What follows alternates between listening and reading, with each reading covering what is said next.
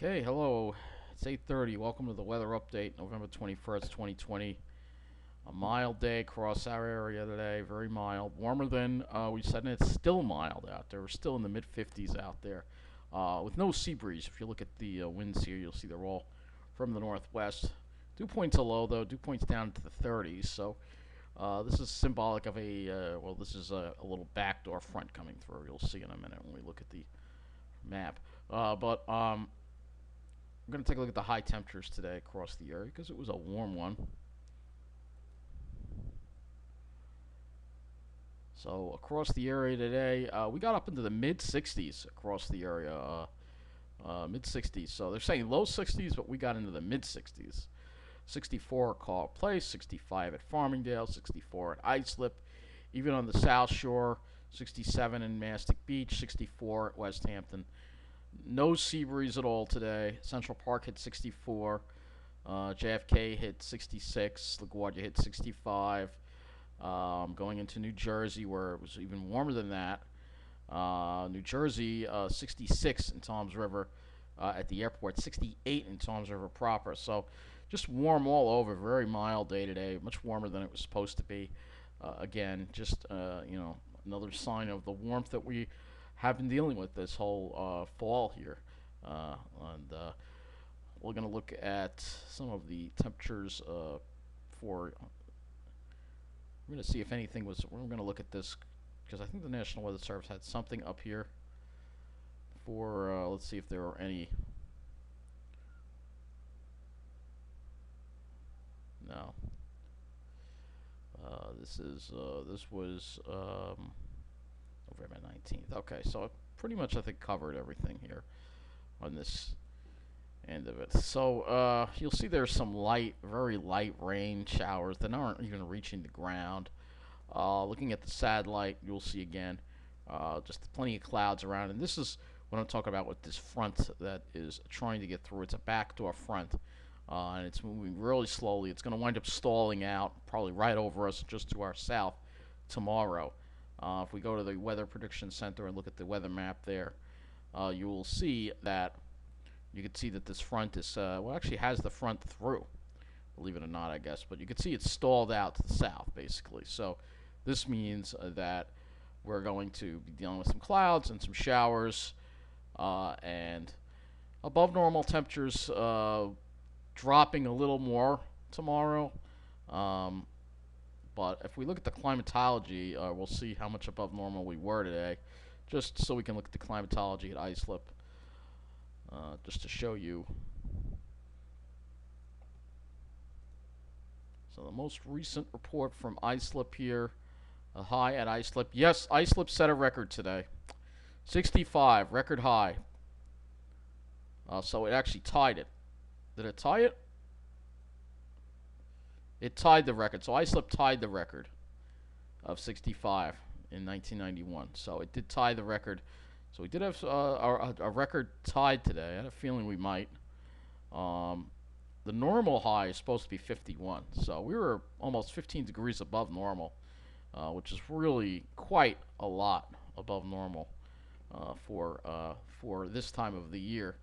I'm going to see if any of the other reporting sites tied or broke any records now. Central Park didn't. I'm surprised the Weather Service didn't put a thing up on their page. Let's see if Bridgeport did. Bridgeport also tied their record of 63. JFK. JFK also tied their records of 66. So a lot of records were tied today. Last time it was this warm was in 1991. So let's go to the models here, and we are going to look at what's going to be happening. We go to the tropics first of all. There's a disturbance here with a 10% chance of formation around the Bahamas.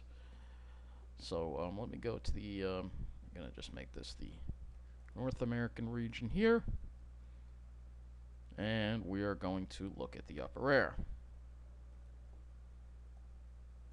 And you'll see what we have, a zonal flow. And when you have a zonal flow like this, It keeps all the cold air out. It's basically like almost like a fire hose jet.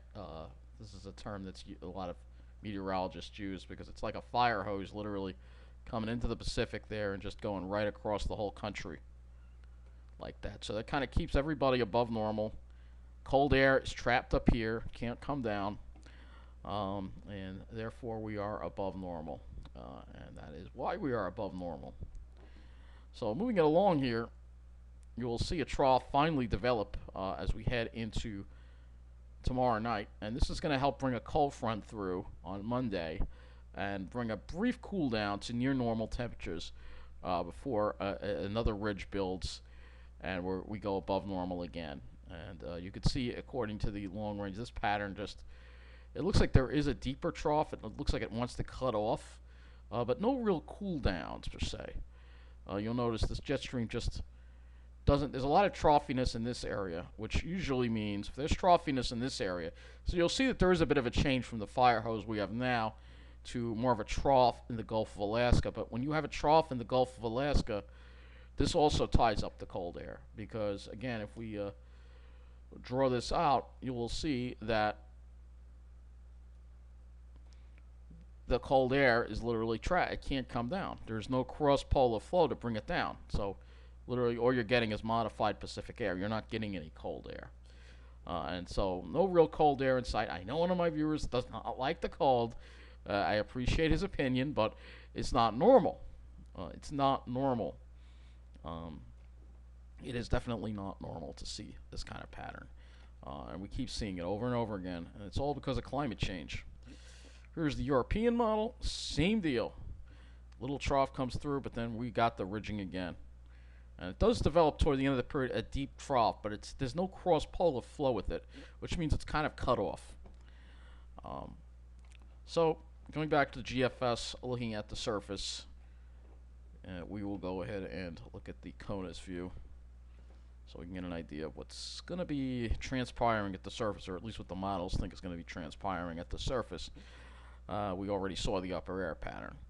So we have this stall front, and it's going to mean clouds tomorrow, easterly flow, which may mean some drizzle tomorrow as well, hopefully not. Rain tomorrow night, late tomorrow night into Monday morning. Some of it could be heavy with this cold front coming through with that low there, and it brings a cold front through. So Tuesday is seasonal and sunny, and then here comes the next system, warming up ahead of the next system with that southwesterly flow, and we have rain for, looks like rain on Thanksgiving, unfortunately. And then after that, dries out again, and then we have another high, and then more rain again developing, another low stall front with a low riding along it. And this, there might be just enough cold air on the backside for some frozen precipitation, maybe even snow in the mountains to the west of us, perhaps. Of course, this is a long ways off, and you can see some colder air coming in. That's that trough that would bring in some colder air, not frigid air, but colder below normal air that we would see. So let's go ahead and look at our temperature anomaly chart here, and you can see all the warmth in the east here, well above normal tomorrow, and actually it's keeping us above normal tomorrow a little bit, and then goes well above normal tomorrow night. That could be an LLJ event. Then we go closer to normal later on Monday, and Tuesday we're slightly below normal, and then we go above normal Wednesday, well above normal on Thursday. Friday, it's generally the trend. We're above normal more than not, and we would have to wait until that trough comes in later on. That might cool us down, but like I said, no real cold air in sight, no Arctic air, no really cold air outbreaks in sight. Really, we're well above normal for the whole country, which may be a blessing considering that, you know, there are a lot of shutdowns going on, and people can't in various states, and people can't dine inside. So if it's not cold out, that helps. That certainly helps. So let's take a closer look at what's going to be happening in our area. And we will go to the NAM, and we'll take a look at our rain chances.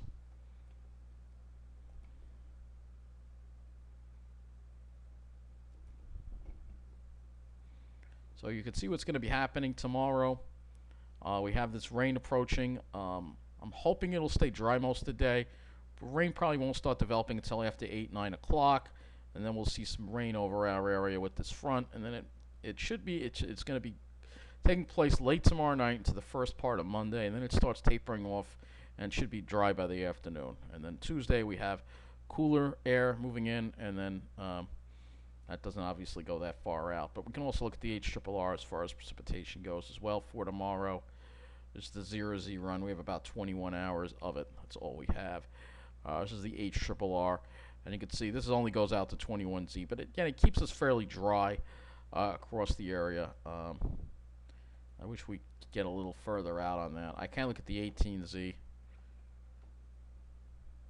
Because whatever Futurecast model News 12 was showing like showers developing over us tomorrow. But honestly, looking at the information I have here, I'm thinking hopefully most of tomorrow should be dry, so we shouldn't have any rain to deal with. Even though we do have that southeasterly flow. I think it's going to take a while to moisten the air. Right now it's pretty dry out there. So let's go look at the temperatures. So you will see temperatures will drop tonight, and we will go down to the upper 30s and low 40s. And then for tomorrow, we'll be back up around low 50s. So closer to normal tomorrow, and you can see much colder air to the north. You can sort of see where that front is sitting. And then you see that wave kind of pull up warm air tomorrow night. That's going to pull up the moisture and enhance that rain for us. And then it moves on out of here. By later in the day, Monday, and temperatures drop from the upper 50s to the low 50s to the upper 40s, and then mid 30s tomorrow. It'll be a nice cold night for Monday night to Tuesday, and then we're a little bit below normal with highs in the upper 40s on Tuesday with sunshine, dry air. But then you see what happens. Here we go Wednesday again. Temperatures rising back still average, still close to average, but then you'll see as we head into Thanksgiving. Look at all that warm air, well into the 60s. For everybody, it looks like, and then still above normal on Friday with mid 50s. You can see if you look at this, there's no really big plunges of air. In fact, you still have these. Look at this, another surge of warm air coming up on the first day of December there, and then there's that kind of front that will get hung up with the wave riding along it and a cold rain perhaps for the first week of December. But no real, like I said, no really big cold air outbreaks really. We'll also go ahead and look at the dew points too, because I have a feeling it might be getting a little humid tomorrow night, looking at the way that profile was. So here you go. Yep, the dew points are going to rise into the mid 50s. Might need to put on that air conditioner. And then the dew points drop by the afternoon relatively quickly. And then with that, I'm wondering if we're going to see some thunderstorms with this the presentation again that we're seeing. And I'm wondering, so we'll have a better idea, I think, tomorrow. I have some more models to look at. But then the dew points drop, gets breezy. Monday afternoon, Tuesday, nice dry air on Tuesday, beautiful day. And then we see those temperatures, the dew points sort of start to climb again. And then Thanksgiving looks, again, we got that warm air, again, similar repeat here. And then another surge of really, that looks like another LLJ type of event perhaps, to kick off December there, and we could see sort of the difference in the air masses there. And this is the GFS with the dew points. I will also look at the NAM, because sometimes the GFS underdoes the dew points. We've noticed that. So we're going to look at the NAM too, so you can get an idea. All right, so you see there's that surge. That's what we're talking about, that surge of humid air right there for the first part of Monday. That would bring the dew points up. And then by the afternoon, they're dropping. And they're dropping pretty swiftly. So let's go ahead and look at the skies. I guess we'll go to the skies next. Because it makes to have some clear skies. Yes, we had some sunshine today, but it was junky. A lot of cirrus contrails. Not a nice blue sky at all. Tomorrow, obviously, it's going to be overcast. Monday, we're probably going to have plenty of clouds. Maybe the sun will come out later on. Here's what Tuesday looks like. Tuesday should be clear across our area. It should be a nice day. Clouds roll in Wednesday, and then they're with us Thursday and Friday, and then it's just kind of junky after that. So, better enjoy Tuesday, because that looks like a really nice day to get to the Pine Barrens, and that's exactly what I'm going to be doing. And let's go to the NAM. So here's the NAM model, and again, plenty of clouds around. For whatever reason, the NAM wants to try to push the clear air in by noon. Especially if you're in New Jersey, you might actually have clear skies by like noon. This is the NAM model, however, so we'll have to see what happens. Maybe we'll get lucky. Some more clear sky. Maybe we have 2 nice days in a row. That would really be super, wouldn't it? Yeah, I would love that. Uh, so, let me just go to the climate prediction center so you get an idea of the patterns that are going to be happening here. 6 to 10 day, above normal. 8 to 14 day, not quite as above normal for us in the 8 to 14. 6 to 10 day is. If you look at the right, there's the precipitation. Has the precipitation being a little bit above normal as well. As you know, we are in a La Nina. So that's going to wrap up this weather update. We'll have another one for you tomorrow. I know we took a break here today just because there just wasn't much going on, but just we're trying to cool things down here. We're trying to. All right. I know people don't like. But if we look at the 1 month outlook, this is the 1 month outlook. You can see it's above normal for temperature and fairly equal chances for. And we're looking at our area, by the way, northeast, which is right here. Go to the 3 month outlook still. So, you know, a lot of long range forecasts saying it's going to be a warm winter. So we'll have to see what happens. Obviously, a warm winter in a pandemic would not be such a bad thing, I guess.